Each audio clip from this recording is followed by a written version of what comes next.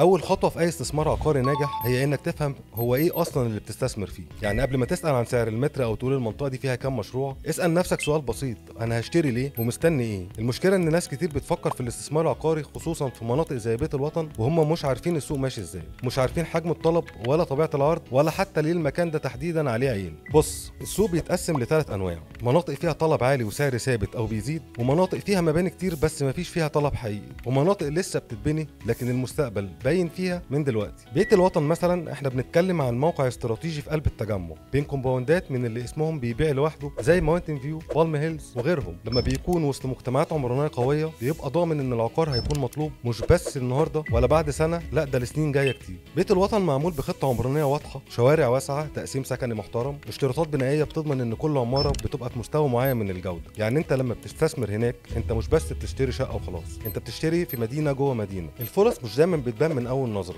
في ناس بتبص على السعر وتقول غالي، بس في اللي بيفكر وبيحسبها: انا داخل دلوقتي قبل ما المنطقه تعمر اكتر، معناه ان اعاده البيع اسرع وسعر اعلى والمنافسه لسه قليله. الارقام بتقول ان المناطق اللي اتعمرت في بيت الوطن سعر المتر فيها ضرب مرتين وثلاثه في اقل من 3 سنين. في ناس بتفتكر ان المشروع اللي تحت الانشاء مخاطره، بس الحقيقه المخاطره في انك تستنى لما المنطقه تبقى غاليه وتدخل ساعتها. اكتر المكاسب في العقار بتحصل لما بتدخل في المرحله اللي لسه بتتبني، مش بعد ما تبني وتوصل الاسعار للسقف. خليك في المرحله اللي فيها الطلب جاي في الطريق، مش الطلب خلاص خلص. اول حاجه افهم طبيعه كل حي في بيت الوطن، شوف المشاريع اللي حواليك في نفس المنطقه، قارن مش بس السعر، قارن القيمه اللي هتاخدها من اطلالها او شوارع او جيران، شكل العماره ونظام البنى. انك تشتري لمجرد ان السعر قليل، او انك تشتري من غير ما تبص على خطه التطوير حوالين المشروع، او انك تستعجل قرارك من غير ما تقارن كويس. الفهم هو الخطوه الاولى لاي نجاح. كل ما تبص على العقار بعين خبير كل ما تختار صح وتكسب اكتر. لو حسيت انك فهمت الصوره الاكبر استنى الفيديو الجاي، هنفصل لك فيه ازاي تحلل كل مشروع بنفسك وتختار صح.